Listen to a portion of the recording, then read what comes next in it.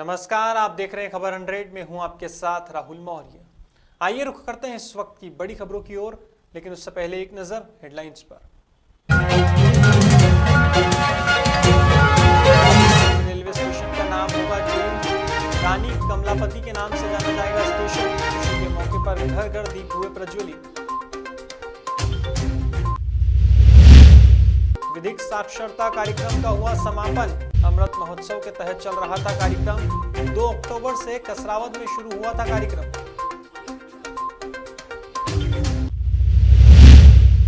और मध्य प्रदेश के गृह मंत्री नरोत्तम मिश्रा का विपक्ष पर पलटवार।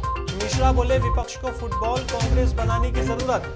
कांग्रेस की मानसिकता जनजातीय विरोधी।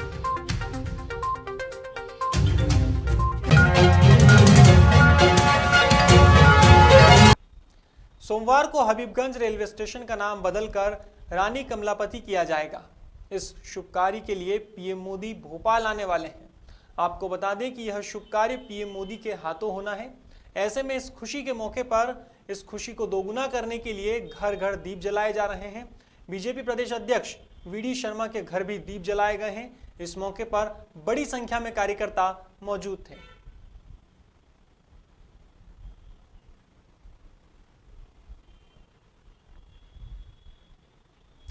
इस वक्त पूरे देश में आजादी का अमृत महोत्सव चल रहा है। इसके तहत कई कार्यक्रम आयोजित किए जा रहे हैं। कुछ ऐसा ही कसरावद में भी देखने को मिला। बीते दिन यहां 2 अक्टूबर से शुरू हुए विधिक साक्षरता कार्यक्रम का समापन हुआ। बता दें, यह कार्यक्रम आजादी के अमृत महोत्सव के तहत चल रहा था। इस दौरान तहसील विधिक सेवा अध्यक्ष और न्यायाधीश विवेक जैन ने न्यायालय परिसर में प्रभात फेरी को हरी झंडी दिखाते हुए रवाना किया है। देखने में आया कि इस रैली में उत्कृष्ट विद्यालय और महर्षि वेदव्यास स्कूल के बच्चों ने बढ़ चढ़कर भाग लिया। इस मौके पर न्यायाधीश जैन ने महर्षि वेदव्यास पब्लिक स्कूल में आयोजित बाल मेले का शुभारंभ भी किया। इस अवसर पर कई प्रबुद्धजन मौजूद थे। आज़ादी का अमृत महोत्सव के तहत माननीय नालसा, माननीय सालसा और हाईकोर्ट के निर्देश पर लोगों को विधिक रूप से जागरूक करने के लिए लगातार कार्यक्रम चलाए जा रहे थे। कैंप लगाए जा रहे थे। मेगा कैंप भी इसी कड़ी में आयोजित किए गए। आज उस श्रृंखला का अंतिम दिवस है और कार्यक्रम का समापन हो रहा है। जिस प्रकार हम यज्ञ करते हैं, यज्ञ में अंतिम आहुति डालते हैं, तो ये जो कार्यक्रम आप उसी की श्रृंखला में कह सकते हैं कि जो लोगों को अवेयर करने के लिए यज्ञ जो न्यायपालिका की तरफ से किया गया, आज उसकी अंतिम आहुति उसमें डाली जा रही है और लोगों को फिर से जो कार्यक्रम हुए उसकी स्मृति के तौर पर याद दिलाया जा रहा है कि न्याय जो है वो सबके लिए है, किसी एक व्यक्ति के लिए, किसी एक वर्ग के लिए नहीं है। और जो सरकार की ओर से, शासन की ओर से या न्यायपालिका की ओर से जो सुविधाएँ लोगों के लिए मुहैया कराई जाती हैं, उन सब के बारे में लोगों को जानकारी दी गई, अवेयर किया गया। रविवार को देवास के मेरखेड़ी गांव में भीम आर्मी भारत एकता मिशन सामाजिक संगठन की एक बैठक हुई। बता दें, इस बैठक में संगठन के विस्तार और मजबूती पर चर्चा की गई। इस दौरान प्रदेश अध्यक्ष प्रेम बालोदिया ने संबोधित करते हुए कहा कि सभी को संगठन में तन, मन, धन के साथ एकजुट होकर कार्य करना होगा, तभी संगठन आगे बढ़ेगा और मजबूती मिलेगी। गौरतलब है कि संगठन का प्रदेश भर में विस्तार चल रहा है, बैठकें हो रही है। ऐसे में जन जन के पास पहुंचकर संगठन की रीति नीति से लोगों को अवगत कराने की बात कही गई है। इस अवसर पर संगठन के लोग मौजूद थे। सभी को जय भीम। आज जो हमने बैठक रखी थी ग्राम मेरखेड़ी में, उसका मुख्य हमारा उद्देश्य था भीम आर्मी भारत एकता मिशन सामाजिक संगठन को मजबूत बनाने का प्रयास चल रहा है हमारा। और पूरे मध्य प्रदेश में सभी जिला अध्यक्ष वगैरह की नियुक्ति चल रही है। और आज जो हमने कार्यक्रम किया है ये बड़े पैमाने पे, क्योंकि अभी 2023 में मध्य प्रदेश में चुनाव आने वाला है। इसके लिए हमारा भीम आर्मी भारत एकता मिशन सामाजिक संगठन बहुजन समाज को मजबूत करने के प्रयास में चल रहा है। उज्जैन जिले के तराना में चावल की काली कमाई जोरों पर चल रही है। ऐसे में प्रशासन इस काले धंधे पर नकेल कसने की कोशिश तो कर रहा है, लेकिन कामयाब नहीं हो पा रहा है। हाल ही में कायथा पुलिस ने गश्त के दौरान नलेश्वरी गांव में मैजिक वाहन से 4 क्विंटल 38 किलो चावल जब्त किया है और खाद्य अधिकारी को सौंपा है। लेकिन इन सभी के बीच सवाल एक उठता है कि सालों पहले पकड़ाए ट्रक का केस अब तक चल रहा है। तो ऐसे में इस मामले में कार्रवाई होगी या फिर एक काला धंधा इसी तरह फलता फूलता रहेगा। ये कायथा थाना द्वारा चावल का ट्रक पकड़ा गया है जिसमें 4 कुंटल चावल मिले हैं। कल जो है कायथा थाने की टीम गश्त पे थी और पुलिस को देखकर वो अचानक भागने लगा तो उस पर संदेह हुआ।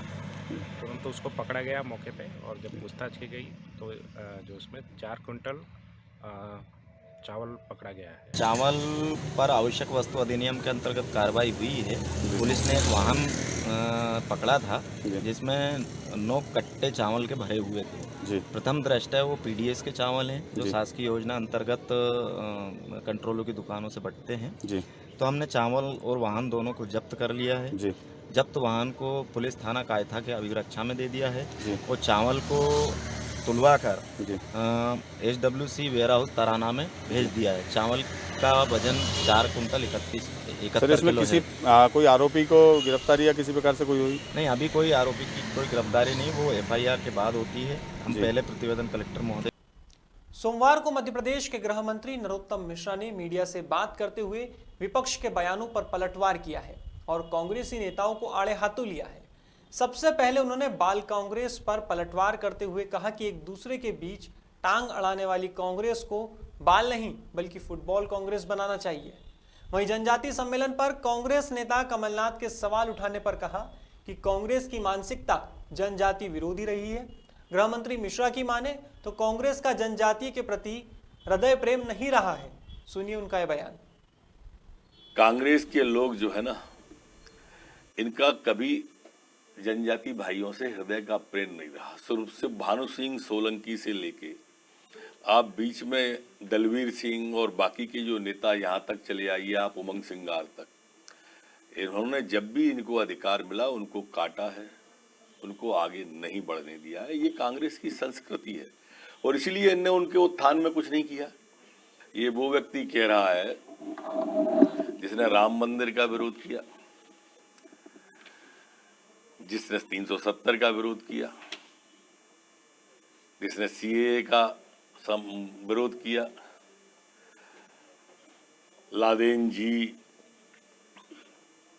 और इस तरह से जो भी हमारे पर्व और संस्कृति थी उन पर कुठाराघात करने की बात की, वो दिग्विजय सिंह जी कह रहे हैं। देखिए, आपने दिग्विजय सिंह और कमलनाथ जी को बताया कि वो गांव में हैं या जबलपुर जा रहे हैं।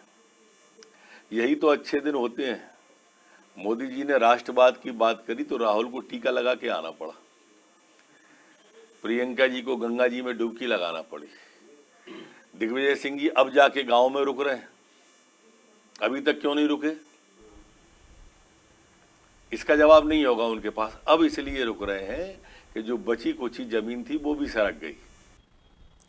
फिलहाल खबरों में बस इतना ही। देश और दुनिया की तमाम खबरों के लिए देखते रहिए खबर 100, जनता की बुलंद आवाज।